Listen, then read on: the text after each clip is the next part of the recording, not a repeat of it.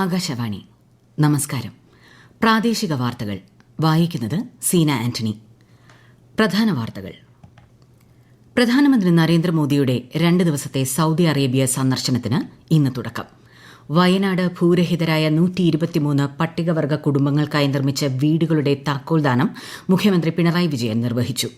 മുണ്ടക്കൈ ചൂരൽമല പുനരധിവാസത്തിൽ സംസ്ഥാന സർക്കാർ സ്വീകരിച്ച നടപടി സുപ്രീംകോടതി ശരിവച്ചതായി റവന്യൂ മന്ത്രി കെ രാജൻ. ലഹരിക്കെതിരെ ഒറ്റക്കെട്ടായി മുന്നോട്ടു പോകുമ്പോൾ ഒരു മേഖലയും നിയമത്തിന് അതീതമാകില്ലെന്ന് മന്ത്രി പി രാജീവ്. കാലം ചെയ്ത മാർപ്പാപ്പയ്ക്ക് ആദരമർപ്പിച്ച ലോകം അന്ത്യവിശ്രമത്തിനുള്ള ഒരുക്കങ്ങൾ ആരംഭിച്ചു. നമ്മുടെ ശക്തി നമ്മുടെ ഗ്രഹം എന്ന പ്രമേയവുമായി ഇന്ന് ലോക ഭൌമദിനം. IPL ക്രിക്കറ്റിൽ ഇന്ന് ലക്നൌ ഡൽഹി പോരാട്ടം. വാർത്തകൾ വിശദമായി. പ്രധാനമന്ത്രി നരേന്ദ്രമോദിയുടെ 2 ദിവസത്തെ സൌദി അറേബ്യ സന്ദർശനത്തിന് ഇന്ന് തുടക്കം. ജിദ്ദയിൽ കിരീടാവകാശിയും പ്രധാനമന്ത്രിയുമായ മുഹമ്മദ് ബിൻ സൽമാൻ രാജകുമാരനുമായി ചേർന്ന് തന്ത്രപ്രധാന പങ്കാളിത്ത കൌൺസിൽ യോഗത്തിൽ ശ്രീ നരേന്ദ്രമോദി പങ്കെടുക്കും. സമാധാനവും സ്ഥിരതയും സംരക്ഷിക്കുന്നതിൽ ഇന്ത്യയും സൌദി അറേബ്യയും തൽപരരെന്ന് സൌദി സന്ദർശനത്തിന് മുന്നോടിയായി അറബ് ന്യൂസിന് നൽകിയ പ്രത്യേക അഭിമുഖത്തിൽ പ്രധാനമന്ത്രി നരേന്ദ്രമോദി പറഞ്ഞു.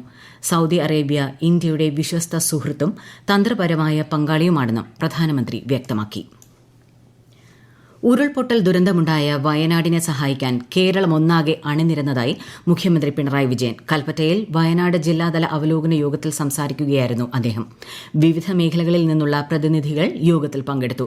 ഉരുൾപൊട്ടൽ ദുരന്തമുണ്ടായപ്പോൾ യുവജനങ്ങൾ ഉൾപ്പെടുന്ന നാട്ടുകാർ സേനയ്ക്കൊപ്പം രക്ഷാപ്രവർത്തനത്തിന് നേതൃത്വം നൽകിയെന്നും മുഖ്യമന്ത്രി പറഞ്ഞു.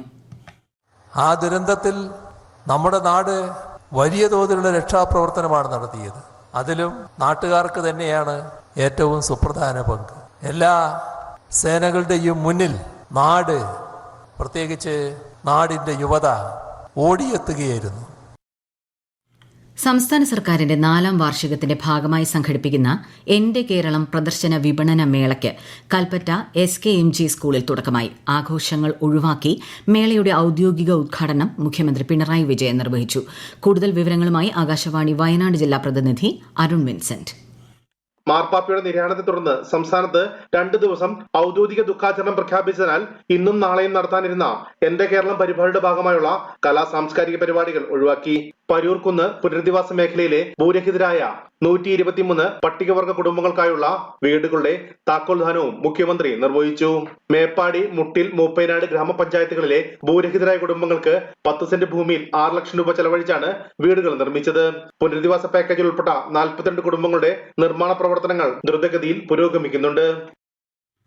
വയനാട് പുനരധിവാസത്തിൽ സംസ്ഥാന സർക്കാർ സ്വീകരിച്ച നടപടികൾ സുപ്രീം കോടതി അംഗീകരിച്ചുവെന്ന് റവന്യൂ മന്ത്രി കെ രാജൻ.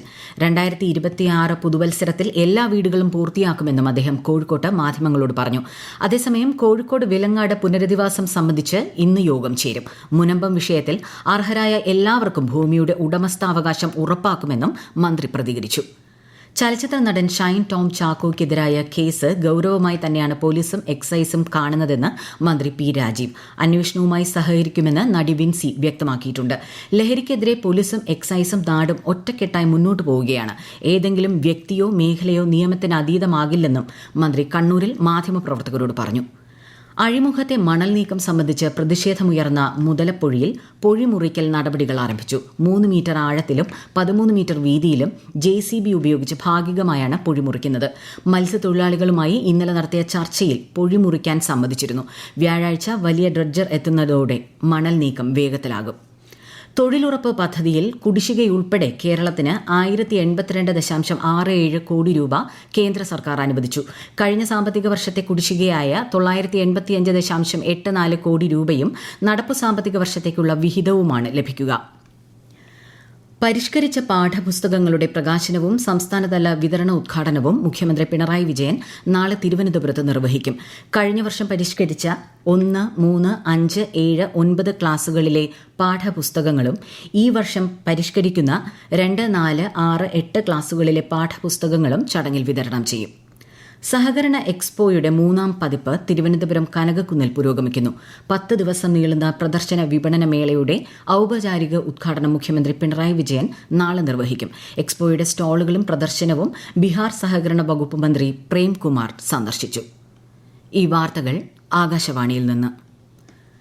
കാലം ചെയ്ത മാർപ്പാപ്പയ്ക്ക് ലോകത്തിന്റെ ആദരം. പുനരുത്ഥാന ദിനത്തിനായി കാത്തിരിക്കുന്ന എന്റെ മൃത്യശരീരം വിശുദ്ധ മേരി മേജറിന്റെ പാപ്പൽ ബസിലിക്കയിൽ വിശ്രമിക്കണമെന്നാണ് ആഗ്രഹം. 2022 ജൂൺ 29 പ്രസിദ്ധീകരിച്ച ഫ്രാൻസിസ് മാർപ്പാപ്പയുടെ ആത്മീയ ഉടമ്പടിയിലാണ് അന്ത്യവിശ്രമ ഇടത്തെക്കുറിച്ച് ഫ്രാൻസിസ് പാപ്പ ഇങ്ങനെ ആഗ്രഹം പ്രകടിപ്പിച്ചത്. കല്ലറ നിലത്തായിരിക്കണം, ലളിതമായി പ്രത്യേക അലങ്കാരങ്ങളില്ലാതെ ഫ്രാൻസിസ്കസ് എന്ന ലിഖിതം മാത്രം ഉൾക്കൊള്ളണം എന്നും ഉടമ്പടിയിൽ അദ്ദേഹം സൂചിപ്പിക്കുന്നു. സംസ്കാര ശുശ്രൂഷകൾ സംബന്ധിച്ച അന്തിമ തീരുമാനം നാളെ നടക്കുന്ന കർദിനാൾമാരുടെ യോഗത്തിന് ശേഷം പ്രഖ്യാപിക്കും. ഇന്ന് ലോക ഭൌമദിനം. പാരിസ്ഥിതിക പ്രശ്നങ്ങളെക്കുറിച്ച് അവബോധം വളർത്തുന്നതിനും ഭൌമ സംരക്ഷണ പ്രവർത്തനങ്ങൾ പ്രോത്സാഹിപ്പിക്കുന്നതിനുമാണ് ലോകമെമ്പാടും 1970 മുതൽ ദിനാചരണം സംഘടിപ്പിച്ചു വരുന്നത്. നമ്മുടെ ശക്തി നമ്മുടെ ഗ്രഹം എന്നതാണ് ഈ വർഷത്തെ പ്രമേയം. ഭൂമിയുടെ സന്തുലിതാവസ്ഥയ്ക്ക് സുസ്ഥിര വികസനം പ്രധാനമാണെന്ന് കേരള സർവകലാശാല ഭൌമശാസ്ത്ര വകുപ്പ് അധ്യാപകൻ പ്രൊഫസർ ജയകിരൺ ആകാശവാണി വാർത്തകൾക്ക് നൽകിയ ദിനാചരണ സന്ദേശത്തിൽ പറഞ്ഞു.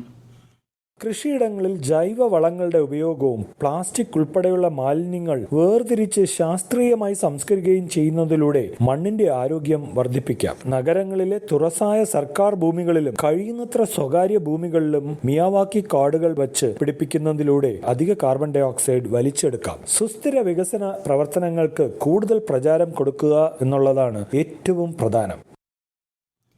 BJP മലപ്പുറം വെസ്റ്റ് ജില്ലാ കൺവെൻഷന്റെയും പുതിയ ജില്ലാ ഓഫീസിന്റെയും ഉദ്ഘാടനം BJP സംസ്ഥാന അധ്യക്ഷൻ രാജീവ് ചന്ദ്രശേഖർ ഇന്ന് നിർവഹിച്ചു.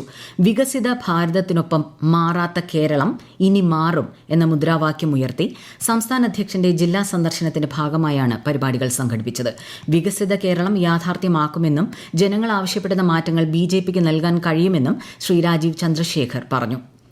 സെക്രട്ടേറിയറ്റിന് മുന്നിലെ സമരത്തിനൊപ്പം രാപകൽ സമരയാത്രയുമായി ആശാവർക്കർമാർ. സംസ്ഥാനതലത്തിൽ അടുത്ത മാസം 5 മുതൽ ജൂൺ 17 വരെയാണ് യാത്ര സംഘടിപ്പിക്കുന്നത്. കാസർഗോഡ് നിന്ന് തുടങ്ങുന്ന യാത്ര തിരുവനന്തപുരത്ത് അവസാനിക്കും. കോട്ടയത്തെ ഇന്ദ്രപ്രസ്ഥം ഓഡിറ്റോറിയം ഉടമയെയും ഭാര്യയെയും വീടിനുള്ളിൽ മരിച്ച നിലയിൽ കണ്ടെത്തി. നഗരമധ്യത്തിലെ വീടിനുള്ളിൽ വിജയകുമാർ, ഭാര്യ മീര എന്നിവരെ മരിച്ച നിലയിൽ വീട്ടുജോലിക്കാരിയാണ് കണ്ടത്. മരണകാരണം സ്ഥിരീകരിച്ചിട്ടില്ല. ഉന്നത പോലീസ് സംഘം സ്ഥലത്തെത്തി അന്വേഷണം ആരംഭിച്ചു. IPL ക്രിക്കറ്റിൽ ഇന്ന് ലക്നൌ സൂപ്പർ ജയന്റ്സ് ഡൽഹി ക്യാപിറ്റൽസിനെ നേരിടും. രാത്രി 7:30 ലക്നൌവിലാണ് മത്സരം. ഇന്നലെ നടന്ന മത്സരത്തിൽ കൊൽക്കത്ത നൈറ്റ് റൈഡേഴ്സിനെതിരെ ഗുജറാത്ത് ടൈറ്റൻസിന് 39 റൺസിന്റെ ജയം. 199 റൺസ് വിജയലക്ഷ്യം പിന്തുടർന്ന കൊൽക്കത്തയ്ക്ക് നിശ്ചിത ഓവറിൽ 8 വിക്കറ്റ് നഷ്ടത്തിൽ 159 റൺസ് നേടാനേ കഴിഞ്ഞുള്ളൂ. പൂനെയിൽ നടന്ന വനിതാ ഗ്രാൻഡ് പ്രീ ചെസ്സിന്റെ 7ാം റൌണ്ടിൽ ഇന്ത്യയുടെ കൊനേരു ഹംപിക്ക് ജയം.